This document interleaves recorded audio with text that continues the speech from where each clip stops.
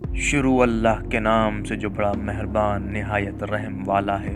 امام جعفر صادق علیہ السلام نے حیوانات میں موجود نشانیوں کے بارے میں بیان کرتے ہوئے فرمایا، اے مفضل، تم دیکھو کہ انسان ذہین ترین مخلوق ہے، اپنی ضروریات کے مطابق مختلف چیزیں بنا سکتا ہے، سردی اور گرمی سے بچنے کا انتظام کر سکتا ہے، لیکن حیوانات یعنی جانور ایسا نہیں کر سکتے کہ وہ اپنے لیے لباس تیار کریں یا جوتے بنائیں جو انہیں موسموں کی شدت اور زمین کی سختی کے اثرات سے محفوظ رکھ سکے۔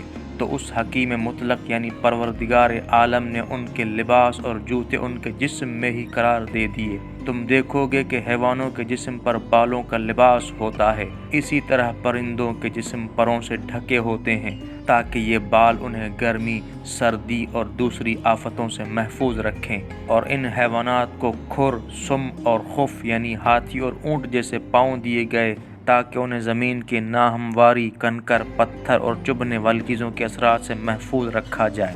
یہ اس لیے کیا گیا کہ ان حیوانات کے نہ تو انسان جیسے ہاتھ ہیں، نہ انگلیاں، اور نہ ایسی ہتھیلیاں ہیں جن سے یہ انسان کی طرح کام کر سکیں۔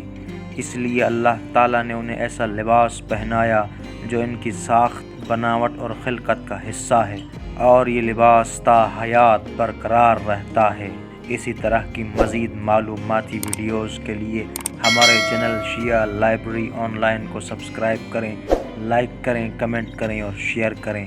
بہت شکریہ۔